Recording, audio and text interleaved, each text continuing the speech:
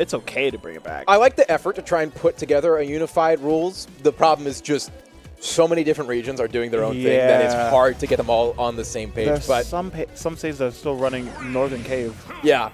That's neither here nor there, though. We are going into it. G-XTREME and TK1 starting off on small battlefield. Here we go. I didn't even know Pikachu down tilt could interact like that.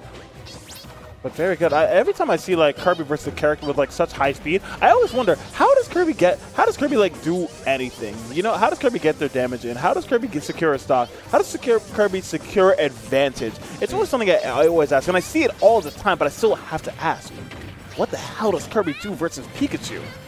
Apparently, play patient. Wait for Pika to be the one to engage and then catch that approach, counteract it. That's what we're seeing TK1 do a lot of right now. The other thing I'm curious about is, do you get the copy ability in this matchup? That you definitely, oh, he definitely can. Because I know that Kirby has like confirms into inhale. Like he can do up tilt into inhale. He can get a trip into inhale. He can do, I think he can probably do like down throw or forward throw into inhale.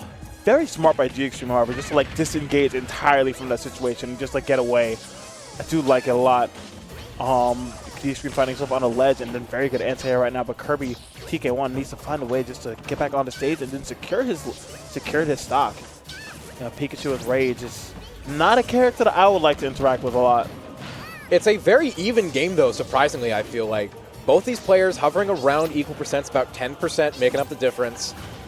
Just being careful, playing safe. Going to get a little bit greedy with that dash attack and get punished. Not too hard for it, though, but you see G-XTREME just putting out a wall of T-Jolts. And this wall is moving forward. We'll call it Wall Maria. Funny enough, the reason why TK1 went for the dash attack on ledge right there is because dash attack hits on ledge. And it will kill you. That's crazy. I did not know. The dash attack indeed taking that stock from TK1. Well, since we're talking about dash attacks. Yeah. Hey, you got a good dash attack? So do I. Jesus Christ, look at that. His own got fire. Extra hit stun on that. Yeah, and I think if you had the rage there, that might have been a kill. Very much so. TK1 now, this is a spot that's kind of tough. You know, Pikachu can just completely not interact. They do not have to play Smash Brothers right now.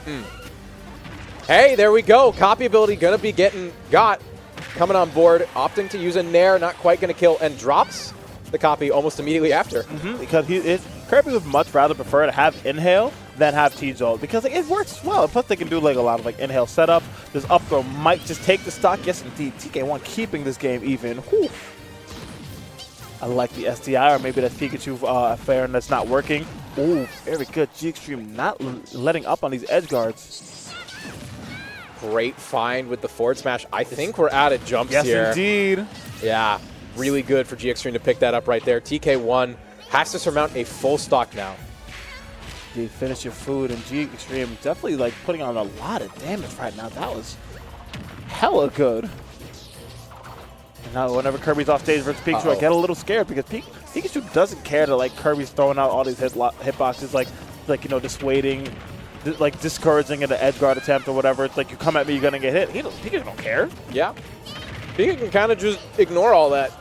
You know, offstage pressure doesn't really exist with quick attack on the table. That's a great thing to have. Forward air gonna come through. Scary position to be in for TK1. Very scary. I'm not sure what do you need? Oh, I was about to say, what does he need to do to bring this back? And I know exactly what he needs, actually. All he needs is the down tilt and make sure it trips. Whew. Very good there. Wow. Tried to sneak in a down tilt, get a trip going, try and do something to get back in this game, but the forward smash covering all of that and beating it out strongly. G-XTREME also just both of them are just laughing about this situation. Because, you know, honestly, that down tilt came in and hit. Ugh, damn it. Every time I see it, I'm just like, that just looks rough. Yeah.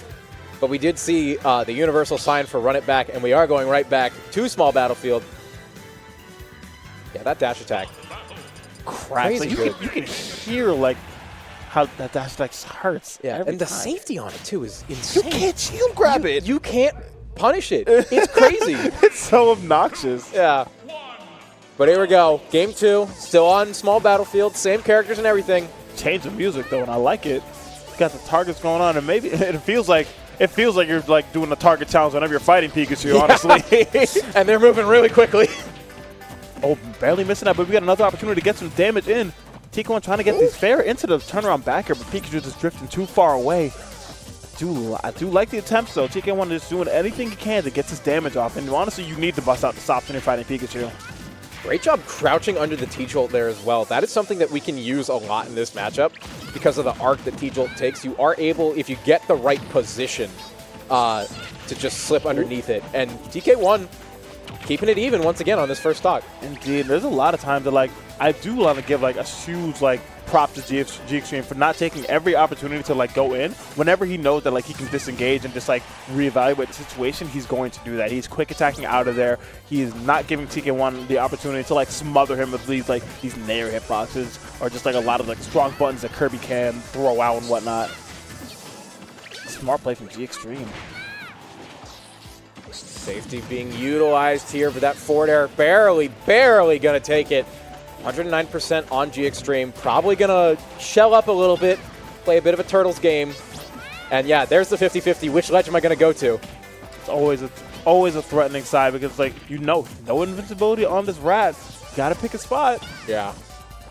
And the worst part is they can react too. Like, whichever one you're on, they can just go to the other one.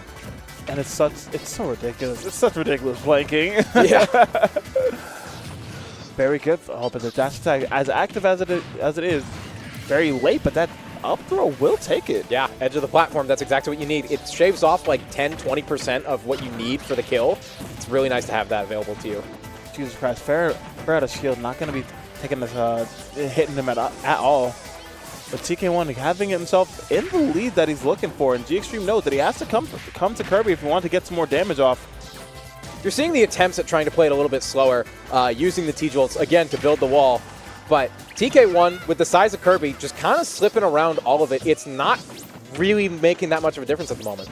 Not at all. It's because, like, TK1, because at the end of the day, right, if Pikachu wants to play slow, he's going to be throwing out T-Jolts. Kirby can just nair through that. And if Pikachu wants to come in to get some more damage off, he has to, like, outplay him, but then you risk getting, like, beat out by nair. Right. And as you see right now, that's kind of doing everything for TK1. You see a jab coming out, dissuading all this pressure. TK1, he found out the answer, and the answer is F smash. Okay, G-XTREME looking a little bit more nervous than last game, finding a bit more flaws in this game plan, and TK1 is taking all of them available, trying to get the spike to close out that stock, even up the game a little bit more. Jesus Christ, that confirmed? What a reversal into the kill! Jesus. Okay. And now G-XTREME, yeah, whatever momentum that TK1 was building up got sucked away with that Thunder, and it's going crazy right now. This is not good. This is Kirby off stage, unable to put any pressure onto the ground. Jesus Christ, finally able to get the hit that he was looking for. A lot of slow and safe play at the moment. The uppie going to come through. The down smash as well. The lead is just slowly just getting out of TK1's favor. We're out of jumps. G-XTREME going to be able to pick it up. We have to air dodge to get close, and we just got to float around, desperately having to look for the spike, but nothing you can do. Man. Great reversal of momentum from G-XTREME there. Took the whole game and just turned it back around with that. Again, I don't know if we have the replay for it, but no, we do. Like, look at it right here. Into the up air, into the Thunder. Jesus Christ, that was highway robbery. That was so clean. And then this beautiful edge guard situation right here. He knows that Kirby expend his jumps, and there's nothing that this puffball can do. It's such a shame, too, because you see Kirby and you think, oh, this character is great in the air, but no. Having basically no air momentum, it makes it so much harder to get back to stage in situations like that. And if your jumps are gone, your only option for recovery left is what is considered one of the worst upbeats in the game. Hard to contest, but it don't got any horizontal momentum on it. Immediately finding the tilt with that down tilt. Yeah, Kirby is a... TK1 usually has a high he has a good luck. He has good luck with these trips. You want good RNG. And he usually does. There like, it is again. See that, another trip. Like, we once had him do 10 trips, 10 down tilts in a row, and see how many times he got tripped. 8 times out of 10. That's crazy. This move has a 35% trip rate. Yeah, G-XTREME, though, at the same time, gonna get an SD, uncharacteristic. I think went into the wall and didn't hit up in time for the second part of up B, which is unfortunate. But if you're TK1, you take that. Yeah, that is something that can get you back on the board. And right now he's definitely trying his best to run away with his lead, but then just getting a bit too overzealous with that back air. Oh! Forward smash could have spelled disaster, but TK1 going to barely slip around it. A nair to come out, break up some more pressure and momentum. Just got to take these hits, eat your lumps, push through. And right now, G-XTREME trying to find a way to get his way back in there, but a very sneaky nair, if you'd ask me. G-XTREME might have maybe expecting a back air, but the nair coming out, messing up the timing a little bit. TK1 is definitely putting on a lot more of a patient display, choosing the spots a lot more carefully. Doesn't want to get his stock snatched away like he did in the last game. Oh my God! Strong back air, but not quite enough to kill the Pikachu just yet. Another nair to send off stage, and you can see TK1 just playing patient, waiting for G-XTREME to do what it's going to do to get back to stage. I don't know. Okay, I wasn't quite sure if we had the platform there, but again, crucially, shaves off a bit of percent that you need for that to kill. Oh my God. All right, not going to go for the forward throw combos. Instead, we're just going for damage, and I respect it, honestly. You're at 120% on your first stock still. Like, you can definitely afford to play a little bit more careful and just get that damage built up rather than going all in for something that could get you killed. No need to take that risk.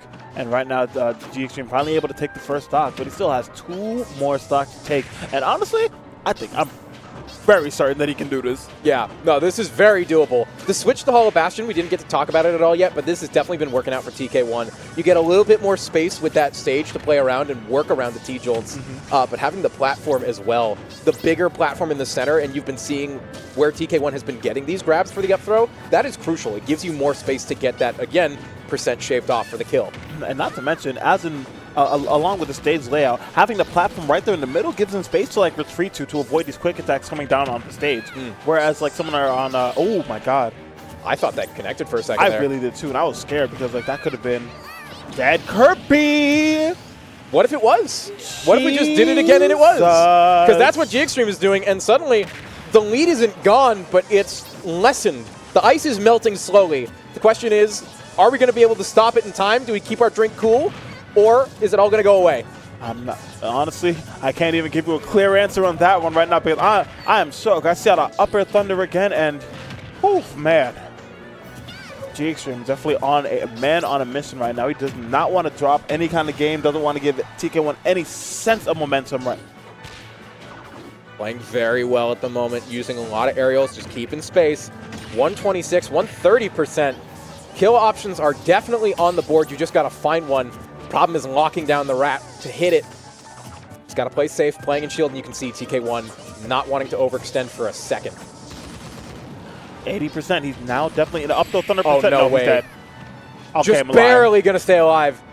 And you see the caution there, too. Nose thunder is an option. The Trump going to come through. This back air? Is that going to kill? No. It's not enough strength, but honestly, the percent is lapped. It's getting a bit too high. This is close, but and no. Catching the neutral get-up. G-XTREME making a reverse 3-stock comeback. Great find there. Taking a 3-0 over TK1. That was, unfortunate at the end there. TK1 had a really good lead built up, but G-XTREME just kept whittling away at it, and bit by bit, that worked out so well for you. And honestly, that was TK1's game to lose. He had such a great thing going right there. He was catching G-XTREME at every like, you know, a lot of these moments where he was like being a bit too overzealous for this damage, trying his hardest to get anything like started. But he's just falling short, just getting hit by some of these F smashes, and then G-XTREME with these confirms and just the pressure, relentless. Yeah, played so well with that safe and spacing game, you know, staying just out of range of what you can do and using T-Jolt again to just build that space, keep yourself safe, and it worked out perfectly. Very, very good stuff. And saying it's not over until it's over. No, it's not. It's never over until it's over. G-XTREME definitely putting on a wonderful show right there. Moving on into the winner's side of top 24, where I believe he will be fighting Light tomorrow. Is it tomorrow or is it going to be today? Tonight, I think. That might have changed. I'll pull up the schedule and get it. Or Hello. Production will tell us. So yeah, we are doing a little bit of a funny format because I think it's kind of lame. Top 24 originally was at the end of today, but we're doing a fun little format switch. We're going to be running half of Top 24 concurrently with the third wave of pools. So people